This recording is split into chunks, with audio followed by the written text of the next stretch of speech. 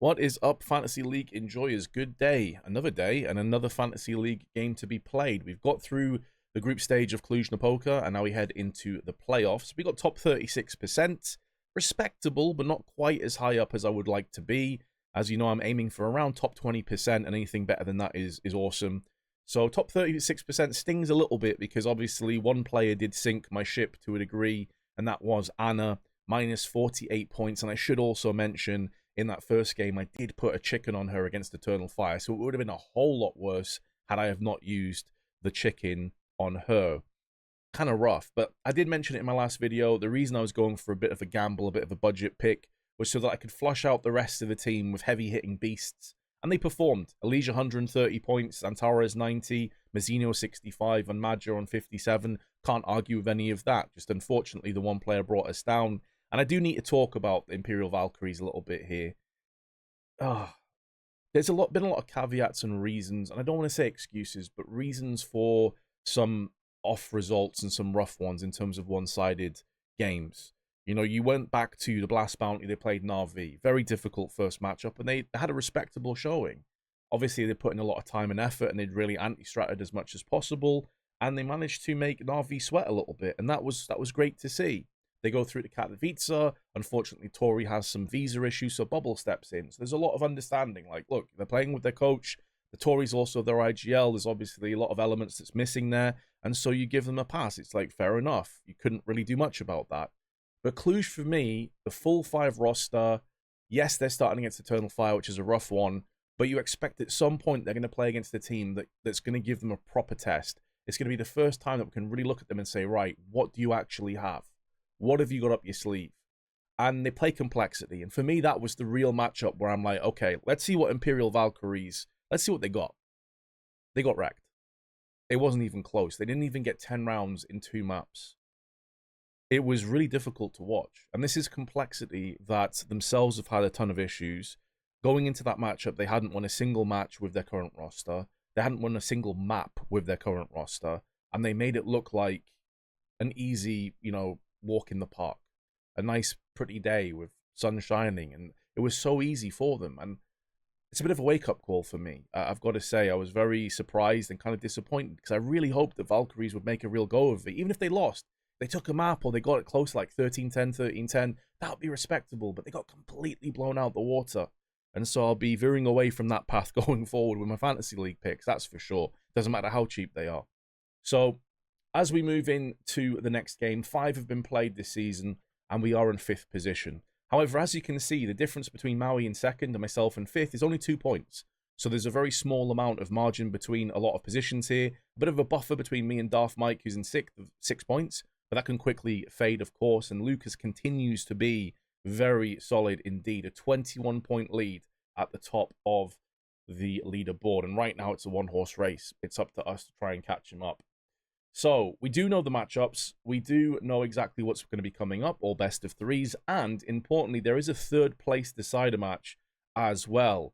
So, that's really interesting, because it does give us potentially another game to get points, or indeed lose points, depending on which team that you end up going for and picking. This, of course, is for VRS, with all the Valve ranking system and all that good stuff, and so it should be very interesting to see which of the teams make it through here, because I do think that in terms of the playoff brackets, it's very evenly spread.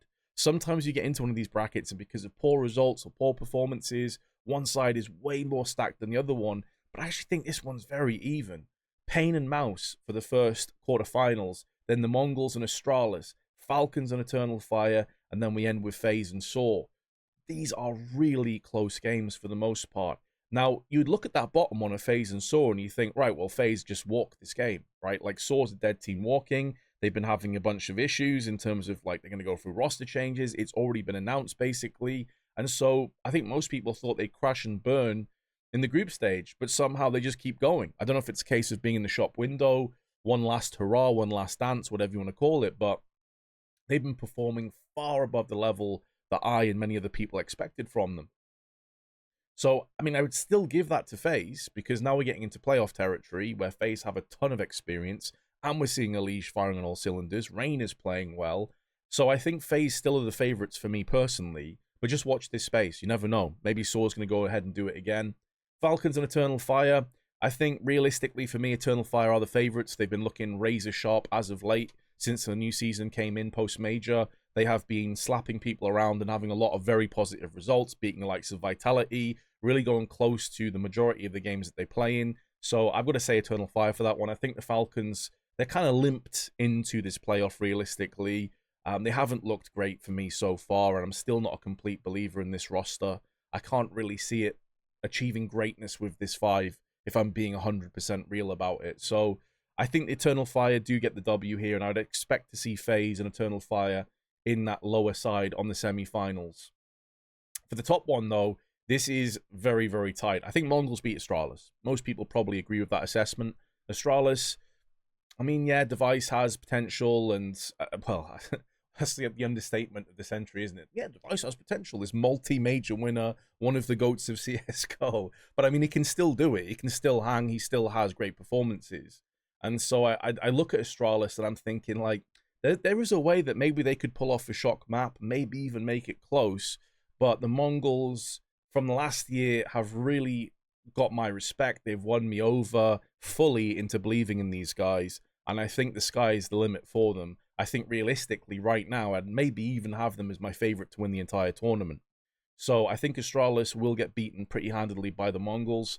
And then paiN and Mouse, it's a really close one. I think, you know, if you go off name brand value and we didn't take into account the whole Broland situation, you'd say Mouse. If you look at the firepower that's on Mouse's team right now, you'd probably still say Mouse. But the way that paiN played in the group stage, Big Azera stepping up on Dust 2 in particular and just being this absolute monster with entry frags, clutches, just beautiful calls mid-round. Like, he was incredible. He was impeccable throughout most of the group stage for paiN. And then NQZ is pulling his weight. Yes, Snow and Coaz maybe a little bit off. Davideus not quite having the impact that maybe a lot of people expected. But Big Azera was so damn good with NQZ. I don't think it really matters that much. And so really it comes down to the tactical side in terms of this game for me. Mouse have crazy individual talent. I said this in my last video. Spinks, Jimmy, Exertion, Torji, crazy 4 players. Obviously, Broland's also capable of having big performances himself, but will probably be weighed down by the whole IGL thing and spinning a lot of plates at the same time. But it is a star-studded lineup. Like, there's no getting around from this one. So if 2 or 3 players can pop off, there is a way they can just basically out-frag paiN and get the upper hand on them. There is a way forward. But in terms of how the teams have looked coming into this quarterfinals, I'm going to go with paiN. I think it'll be paiN and the Mongols in the upper side on that semi-finals bracket. And then, as I said before, I think the Mongols will win the whole thing. So, realistically, I'm going to go for Mongols players. And I have this sneaking suspicion, especially with the price point, as well as I'll show you in a second, that FaZe might be worth more of a gamble to pick than Eternal Fire will. Because Eternal Fire are very top-heavy. It's basically Xantares or bust in terms of who you're going to get guaranteed frags out of. I know Woxic can get big points. I know Wakadia can get big points, and so can Jota. But Xantares, for the most part, is like the guy on that team. I don't think anyone's going to deny that one. So this is a team I've gone for. I've decided to spread it around a little bit. I haven't double stacked 2 teams, mainly because of the budget, but I do want to go all in on FaZe and the Mongols, and I'm hoping for obviously a FaZe Mongols final. I think that the Mongols will win this tournament, and so I wanted to go pretty heavy on those. Mazinho and Blitz, 2 players capable of getting a lot of frags. Mazinho is easy to get extra points on because he's a headshot machine, and Blitz typically is pretty good for the stat hunter. I didn't want to put Noob on Karrigan here because I do think that if they have a really good game against Saw, it's possible that Karrigan gets a bunch of frags, especially if Saw come apart the seams, as people thought they would early on in the tournament. So I didn't want to potentially waste like the eco frag on him because he normally gets a lot of like Mac 10 MP9 kills. And then I had to go for my boy Elish. He did me proud, 130 points in the last stage, and I think he will do more of the same here. I am keeping my options open, though, by having Eternal Fire in the form of Madja, who also, I think if you guys have been watching these videos, you know I'm a big fan of his. I think for the very low price point, I think he's like 184k, exactly 184k. I think that's a steal for Madja, honestly. I expect Eternal Fire to beat the Falcons and then potentially, you know, get through to the finals. It wouldn't be crazy for them to beat FaZe. I don't think, maybe some people would even argue they're the favorites against FaZe, and I couldn't really say that you're wrong on that one. So I think it's important to still at least have an Eternal Fire player in there, just on the off chance that they do manage to get through to the finals. But it's hard to really call on how I think this team is going to do. It's obviously very top heavy in terms of going for the Mongols and FaZe. And if the Mongols do come undone somehow in that semi-finals, because I really don't see them losing to Astralis, but if they do come undone in that semi-finals and FaZe end up capitulating against potentially Eternal Fire, then I'm in trouble. But we'll see what happens. Anyway, comment below and let me know what you think. Do you agree or disagree on my picks? Which teams did you go for? And how's your season been going so far? I'll see you in the next video, guys. Peace for now.